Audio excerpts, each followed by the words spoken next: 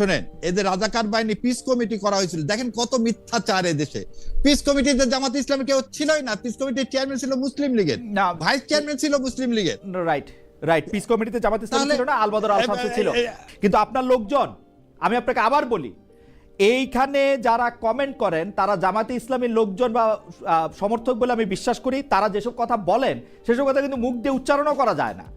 যেমন আমাকে বলা হয়েছে আমি গাঁজা খাই কিনা, গাঁজা খাইয়ে প্রশ্ন করি কিনা, কিন্তু উনি বলছেন যে আপনি ব্যারিস্টার, একজন লয়ার, আপনার মতো মানুষের কাছে আমি এক্সপেক্ট করি না। আচ্ছা, ডক্টর জাহিদ আপনি কত আপনি একটু পরে বলুন। হবে না, This is what নাস্তিকদের কাছে শিখি না, নাস্তিক জামাতে সাহেবদের কাছ থেকে আমরা এটা শিখি ডক্টর না। জাহেদ আমরা আগে সবাই কথা মুসলমান বলে হন, এমনি আজকে তারপর লাইনটা শিখেন। একটু, শুধু আপনাকে না তো, জামায়াত ইসলামীকে প্রশ্ন করলে অন্তত 50টা কমেন্ট একসাথে আসে যে তোমরা নাস্তিক, তোমরা ইসলাম বিশ্বাস করো না। জামায়াত ইসলামী হচ্ছে ইসলামের সোল এজেন্ট নিছে ব্যারিস্টার শাহরিয়ার কবির, তাই না? জামায়াত ইসলামী নিয়ে কথাটা বলে, জামায়াত ইসলামী নিয়ে কথা বলে নাস্তিক কথা আসে 100 বার, গালি দেওয়া ছাড়া কথা বলে না। আপনারও কিন্তু দায়িত্ব ইসলাম কায়েম, শুনেন, মোহাম্মদ শব্দটা দিয়ে আপনারও দায়িত্ব ইসলাম কায়েম করা, নাহলে ঈমান থাকবে না। না না, বেঁচে আমি যেতে আমি চাইলে আমি সবাই- আমা- আমা- আমার ইমানের জবাব, মহিউদ্দিন ভাই, আমার আপনিও তো ইমানের বেঁচে জবাব যেতে আমি দিব। চান। আপনার বলাটা আপনি বলেন, আপনি আমারে নাস্তিক বলবেন, আচ্ছা, ডক্টর ঠিক আছে। জাহিদকে নাস্তিক বলবেন, এটা আপনি বলতে পারেন না না, আমি নাস্তিক বলি, বলছেন তো, কমেন্টে আছে তাই বললাম। বলছেন। আমি প্রথমে ডক্টর জাহেদ আপনার কাছে যেতে চাই। ডক্টর জাহেদ, ডাকসু ইলেকশনের কথা যদি বলি, আপনি আসলে কাকে ভোট দিয়ে দেওয়া উচিত বা কাকে ভোট দিতে হবে বা কাকে ভোট দিতে হবে না, এই প্রসঙ্গে আপনি কথা বলেছেন, কলাম লিখেছেন, আপনি আপনার মন্তব্য দিয়েছেন নিজস্ব চ্যানেলে, এবং যতগুলি আপনি অনেকগুলি টেলিভিশনে আমন্ত্রিত হয়ে গিয়েছিলেন, সেখানে প্রায় একই ধরনের কথা আপনি বলেছেন। ডক্টর জাহিদ, আমার প্রশ্নটি হচ্ছে যে আপনি যেহেতু একটি পক্ষকে অর্থাৎ শিবিরকে আপনি ভোট না দিতে বলেছিলেন এবং সেক্ষেত্রে আপনার যুক্তিও দিয়েছিলেন, সেক্ষেত্রে আপনি রাজনৈতিক বিশ্লেষক হিসাবে আপনার মানে রাজনৈতিক বিশ্লেষক হিসেবে আপনি আপনাকে ভুল মানলেন, নাকি আপনি আপনি আপনি আপনি কোন জায়গায় ছাত্রদের বা যারা ভোট দিবে তাদের মনটাকে পড়তে পারলেন না? কোথায় এখানে একটু গ্যাপ ছিল বলে আপনি মনে করেন? খালেদ ভাই, আমি মন পড়তে পেরেছি। আমি আমার দুটো সত্তা নিয়ে কথা বলেছি, আমার একটা অ্যানালিস্টের সত্তা আর একটা হচ্ছে অ্যাক্টিভিস্টের সত্তা। ছাত্র শিবির জিততে যাচ্ছে, আমি আমার একাধিক টক শোতে বলেছি, আমি আমার পার্সোনাল ভিডিওতে বলেছি। আমার অ্যানালিস্ট হিসেবে একটা ছোট ব্যর্থতাও আছে, এটা সম্ভবত আমার না শুধু, আমি আজই একটা টক শোতে জনাব শিশির মনির আমার সাথে ছিলেন, তিনি অন রেকর্ডই বলেছেন, আমি তাকে অফ রেকর্ড জিজ্ঞেস করেছিলাম দ্য ভেরি মার্জিন ডিফারেন্সটা যেটা হয়েছে সেটার জন্য তারাও প্রস্তুত ছিলেন কিনা। জনাব শিশির মনিরও বলছেন যে এতটা মার্জিনের পরাজয় বা জয় নির্ধারিত হবে এত বড় মার্জিনে, সেটা তারাও ভাবেন। সো অ্যানালিস্ট হিসাবে আমি মনে করেছি ছাত্র শিবির জিততে যাচ্ছে, এবং আমি নিশ্চিত ছিলাম প্রায় ছাত্র শিবিরের বিরুদ্ধে যে ভোট হবে সেটা ছাত্র শিবিরের জয়ী প্রার্থীর চাইতে বেশ খানিকটা বেশি হবে যদি আমরা সবগুলো একত্র করি। সারপ্রাইজিংলি ধরুন জনাব সাদিক কায়েমের ক্ষেত্রে যেটা হয়েছে, তারপরে যে 4 জন ক্যান্ডিডেট আছে সবারটা যোগ করলে কোন রকমে 30-40 ভোট বেশি হয় সাদিক কায়েমের চাইতে। এই মার্জিনটা আমি এক্সপেক্ট করি নাই। এখন অ্যাক্টিভিস্ট হিসেবে আমার যেটা অবস্থান, যেমন আমি একটা এক্সাম্পল দিই, ধরুন বিজেপি নির্বাচনে জিততে যাচ্ছে, আমি যদি ভারতের নাগরিক হতাম, কথাটা এইরকম, যদি ভারতের নাগরিক হতাম, বিজেপি নির্বাচনে জিততে যাচ্ছে, সব জায়গায় দেখা যাচ্ছে এবার যতটুকু বিজয় হবে তার আগের বার ল্যান্ডস্লাইড ভিক্টরি হবে বোঝা যাচ্ছিল, কিন্তু প্রত্যেকের আবার একটা পলিটিক্যাল ইডিওলজিক্যাল অবস্থান আছে। বা গত নির্বাচনেও একজন বিখ্যাত ইউটিউবার ছিলেন ধ্রুব রাঠি, তিনি একা ফাইট করার চেষ্টা করেছেন, তিনি পরাজিত হয়েছেন এক অর্থে, কারণ হলো বিজেপি শেষ পর্যন্ত আগের মতো না হলেও সে জিতেছে, সরকার গঠন করেছে, কিন্তু তার আইডিওলজিক্যাল যে অবস্থান আছে সেই জায়গা থেকে একটা ক্যাম্পেইন তিনি চালিয়েছেন। সুতরাং আমি অ্যাক্টিভিস্ট হিসাবে আমি চেয়েছি বাংলাদেশে মুক্তিযুদ্ধ প্রশ্ন তো আছে, বাংলাদেশে কোনো আইডেন্টিটি পলিটিক্স, কারণ হলো এখানে ব্যক্তিকে দেখে তারা যদি ভোটও দেন, দিনের শেষে একটা ইডিওলজিক্যাল কোয়েশ্চেন, সেটাই যাতে ঢাকা ইউনিভার্সিটির স্টুডেন্টরা তাদের জয়ী করার মাধ্যমে ভবিষ্যতে তাদের পথটাকে আরো স্মুথ না করে দেন, সেই অ্যাপিলটা ছিল। এই হচ্ছে ব্যাপার, সেই পয়েন্টে। জি, ইডিওলজিক্যাল জায়গা থেকে আপনি যেটা আসলে বলতে চেয়েছেন, সেই জায়গাটা বলাটার কি আসলে আপনি আপনাকে একটু রিভাইজ করবেন কিনা? কারণ ধরেন আমরা বলতে, মানে আপনি বলতে চাইছেন, আমরা যেটা শুনছি আপনার কাছে, যে একটা আইডেন্টিক্যাল পলিটিক্স, আইডেন্টিটির পলিটিক্স আসলে ছাত্র শিবির করতেছে, যেটা যে আইডেন্টিটিটা আপনার কখনো মনে হয় না কি যে ডক্টর জাহেদ এইটা আপনি ওর উপরে চাপাই দিতেছেন, মানে এই আইডেন্টিটিটা আপনি ওকে বলতেছেন যে তুমি আসলে এই আইডেন্টিটির লোক, ওরা যত বাইরে হয়ে আসতে চাইতেছে ওরা এই ব্যাপারে চুপচাপ থাকতেছে বা কিছুটা মানে কি বলবো অন্যরকম জায়গায়ও যাইতে চাইতেছে, আপনি তাদেরকে জায়গা পরিবর্তন করতে দিচ্ছেন না, আপনি বলতেছেন না যে তুমি ওইটাই, মানে আমি আরো খোলাসা করে বললে দর্শকদের উদ্দেশ্যে, আপনার উদ্দেশ্যে না, দর্শকদের উদ্দেশ্যে না, আপনার উদ্দেশ্যে না, দর্শকদের উদ্দেশ্যে, যেমন আমি আসলে কি বলতে চাইতেছি, যেমন আমরা বলতে চাইতেছি, আমি বলতে চাইতেছি না, আসলে আমরা শুনতেছি যে জামাতে ইসলামী বা শিবিরকে কেউ কেউ এইটা বলতে চাইতেছে যে তোমরা মুক্তিযুদ্ধ বিরোধী। এখন ওরা বলতেছে যে ওরা মুক্তিযুদ্ধ বিরোধী না, মুক্তিযুদ্ধ বা পরবর্তী বাংলাদেশ ওরা ধারণ করতেছে। তাহলে ওই যে মুক্তিযুদ্ধ বিরোধী যে আইডেন্টিটিটা, ও যে আইডেন্টিটিটা চায় না, আমরা ওই আইডেন্টিটি ওকে দিতে চাইতেছি কিনা, যদি এইভাবে বলি। ডক্টর জাহেদ, আপনি গট ইট। আমি মুক্তিযুদ্ধের প্রশ্নে পরে আসি। আমার মূল অভিযোগ, আমি আজই আর একটা ভিডিও করেছি, আমরা ধরে নিলাম জামায়াত মুক্তিযুদ্ধ বিরোধিতা করে নাই, ধরে নিলাম তারা বিরাট মুক্তিযোদ্ধা ছিল, তারপর জামায়াতের রাজনীতি আমি এন্ডোর্স করি। শুধু জামায়াত না, এটা ইসলামী আন্দোলন।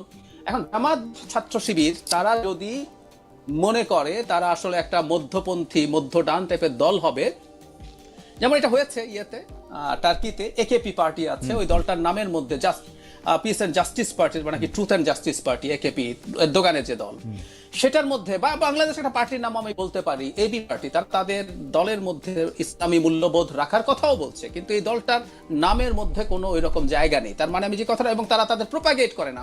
বাংলাদেশে একাধিক জামায়াত নেতা শরিয়া আইন কায়েম করবে বলে আমার সাথে টকশোতে কথা বলেছেন। আজও আমি আবার বলছি, জনাব শিশির মনিরের কাছে আমি আজও এই প্রশ্ন তুলেছিলাম যে আপনারা যে শরিয়া আইনের কথা বলেন, শিশির মনিরও বলেন এটা, আপনারা যে শরিয়া আইনের কথা বলেন, you will have to explain that. So যে দলটা শরিয়া আইন কায়েম করবে বলছে বাংলাদেশে, সেই দলটা নিশ্চিতভাবে তাই। এখন ছাত্র শিবির যেটা করছে, এটাকে কেউ এক ধরনের কৌশল বলবে তারা ঢাকা জয় করার জন্য। যেমন ধরুন একজন নারী যিনি হিজাবও করেন না, নেকাব তো দূরেই থাকুক, অথচ ছাত্রী সংস্থা স্টুডেন্টরা নেকাব করেন ঢাকা। তারপরে জামায়াতের যে লিডাররা কিছুদিন আগে কয়েকটা এম্বাসিতে গেলেন, নারী লিডাররা প্রত্যেকে নেকাবও করেন। সো এরকম কিছু জিনিস তারা দেখানোর চেষ্টা করেছেন, এটা শর্ট টার্ম কৌশল বলে। মানে তিনি যেটা দেখাতে চান তার বেশি কিছু বুঝতে পারাই সম্ভবত একজন অ্যানালিস্টের কাজ। আমি ভুল হতে পারি, একজন অ্যানালিস্টের কাজ হচ্ছে উনি যা দেখাবেন, যা বলবেন, তার ভেতরে কি আছে, তার রিডিং বিটুইন লাইন্স কি, সেটা একটু বুঝতে পারার চেষ্টা করা। সেটাই আমি আসলে ধরিয়ে দিতে চেয়েছিলাম যে তোমরা ওর এক ধরনের ভালো ব্যবহার দেখছো, হুইচ ইজ ট্রু। তোমরা ও তোমার পাশে থেকেছে, তোমার সুবিধা অসুবিধা দেখেছে, তোমার কোচিং করিয়েছে, তোমাকে কোচিং এ ক্লাস নিতে দিয়েছে, তুমি বিপদে থাকলে মেসের ব্যবস্থা করে দিয়েছে। দিনের শেষে এগুলো দেখার চাইতে তুমি লং টার্মে তোমার সামনে কি সমস্যা আছে সেটা রাদার দেখার চেষ্টা করো। সো ইসলামী ছাত্র শিবির ইসলামী শব্দটা যেদিন ডিসকার্ড করবে, জামায়াতে ইসলামী বাংলাদেশ ইসলামী শব্দটা যেদিন ডিসকার্ড করবে, সেদিন তার আইডেন্টিটির ইচ্ছা নাই আমি এই আলাপ করব। আমি আবারও বলছি, জামায়াতে ইসলামী প্রকাশ এখন শরিয়া আইনের কথা বলছে, এবং এই প্রশ্নটা তুলতে চাচ্ছি। এর আগে একজন জামাতের খুবই পরিচিত একজন ইন্টেলেকচুয়াল জনাব মির্জা গালিবের সাথে আমি এই আলোচনা করেছি, যে দলটা শরিয়ার আলাপ করে, সেই দলটার ইভেন বাংলাদেশে এই কনস্টিটিউশনাল ফ্রেমওয়ার্কের মধ্যে রাজনীতি করার অধিকারও আছে কিনা আমি বরং সেই প্রশ্নও করতে চাই। সুতরাং তাদের এটা আছে, এটা একটা শর্ট টার্ম কৌশল নিয়েছে, তারা ঢাকা ইউনিভার্সিটিতে জিততে চেয়েছেন একটা ল্যান্ডমার্ক অর্জনের জন্য। এটা একটা শর্ট টার্ম কৌশলের বেশি কিছু বলে আমি মনে করি না। ডক্টর জাহিদ, আমি আপনাকে প্রশ্নটা করে রাখি, আপনি আইডেন্টিটি পলিটিক্সের বিরুদ্ধে, আসলেই আপনি আইডেন্টিটি পলিটিক্সের বিরুদ্ধে, সেটা ভারতে হোক, সেটা এমনকি পৃথিবীর অন্যান্য দেশে হোক, আপনি নানা সময় কথা বলেছেন, বাংলাদেশে তো কথা বলেছেনই, কিন্তু আপনি যেই গণতন্ত্রকে আইডেন্টিটি পলিটিক্স মনে করতেছেন না, সেই গণতন্ত্র তো আসলে আইডেন্টিটি পলিটিক্সেরই একটা অন্যরকম রূপও। আপনি ইসলামিস্টদেরকে যা দিয়ে প্রতিরোধ করতে চাইতেছেন বা মোকাবেলা করতে চাইতেছেন, তারাও তো আরেকটা আইডেন্টিটি পলিটিক্সেরই একটা অংশ। বা আপনাকে যদি আমি বলি যে আপনি একটা ওয়েস্টার্নাইজড ইসলাম ফোব একটা আইডেন্টিটি নিয়ে আসছেন, এইটার জবাব আপনি কি দিবেন? প্রশ্নটা আমি করে রাখি। আচ্ছা, আমি জবাব দেব। আচ্ছা, এইটা জবাব আপনি কি দিবেন সেটা আপনি আমাকে একটু বলবেন। ব্যারিস্টার এএসএম শাহরিয়ার কবির, আপনার কাছে আসতে চাই। ব্যারিস্টার এএসএম শাহরিয়ার কবির, আমি আপনার কাছে যে বিশ্লেষণটা দেখতে চাই সেটা বা জানতে চাই সেটা হচ্ছে যে ইসলামী ছাত্র শিবিরের বয়ান এবং জামাত ইসলামীর বয়ান আমি যতটুকু শুনি, তারা একটা পরিবর্তনের কথা বলে। তারা বলে 1971-এর অনেক পরে তাদের জন্ম, তারা বলে 1977 বা 78-এর সময় তাদের পথ চলা শুরু, তার জন্য তাদেরকে অতীত কর্মের দায় তাদের উপরে দেয়া যাবে না। কিন্তু আপনি কি মনে করেন যে 1971 সালের ইসলামী ছাত্র সংঘ, 1977 সালের ইসলামী ছাত্র শিবির এবং 2025-এর ইসলামী ছাত্র শিবিরের মধ্যে কোনো তফাৎ আছে কিনা? তফাৎ থাকলে সেটা আপনি কোথায় দেখেন? ধন্যবাদ। প্রথমে শুরু করার আগে আপনাদেরকে থ্যাংক ইউ দিচ্ছি যে এত প্রজ্ঞাবান লোকদের সাথে আমি বসছি, আবার ভয়ও পাচ্ছি। ভয় পাচ্ছি এই কারণে, ফ্যাসিজম অর্থ কিন্তু অন্যের মতামতকে সম্মান প্রদর্শন করা। আমরা ইদানিং দেখতেছি টকশোতে যে কথা হচ্ছে, সেই কথা আবার কেউ কেউ পার্সোনাল ভিডিওতে যে পার্সোনাল ট্যাগিংও করতেছে, আবার তার মানে অপব্যাখ্যাও দেওয়ার চেষ্টা করা হচ্ছে। আমার ধারণা এই অনুষ্ঠানে এরকম কিছু এই অনুষ্ঠানের পর হবে না। এবার আপনার প্রশ্নের উত্তরে আসি। ঢাকা ইউনিভার্সিটিতে যেটা হয়েছে সেটা 4টা জিনিসের উপর হয়েছে। না, আমি ঢাকা ইউনিভার্সিটির প্রসঙ্গ আপনাকে বলি নাই, আমি আপনাকে ইসলামী ছাত্র আমি শিবিরের কথা বলছি।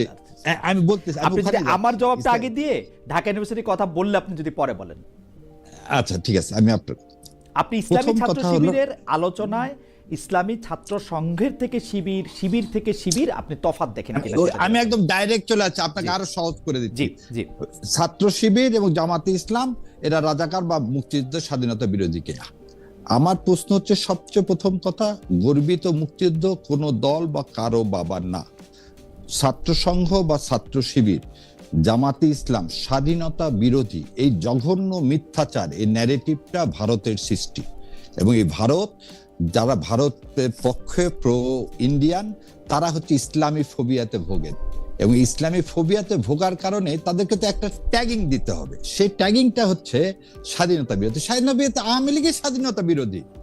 And we have that document যে আওয়ামী লীগ শেখ সাহেব আমাকে একটু ক্ষমা করবেন ব্যারিস্টার শাহরিয়ার কবির, আমি কিন্তু প্রশ্নটা করেছি কোনো ট্যাগিং নিয়ে না। আমি বলেছি ৭১, ৭৮, ২০২৫ শিবিরের বয়ান বা শিবির যে রাজনীতিটা প্রিচ করতেছে সেইটার মধ্যে আপনি কোনো পরিবর্তন দেখেন কিনা?